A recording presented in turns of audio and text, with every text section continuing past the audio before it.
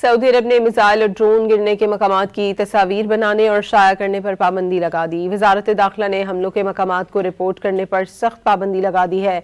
एलामिये में कहा गया है कि मुल्की सलामती के खिलाफ मवाद की तशहीर से गुरेज किया जाए। हमलों के मकामात की मालूमात फैलाने पर कानूनी कार्रवाई की जाएगी।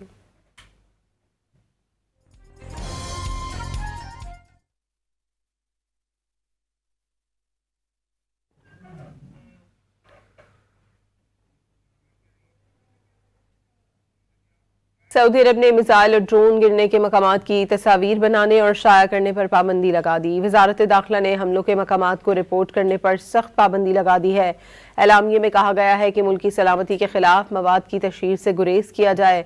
हमलों के मकामात की मालूमात फैलाने पर कानूनी कार्रवाई की जाएगी।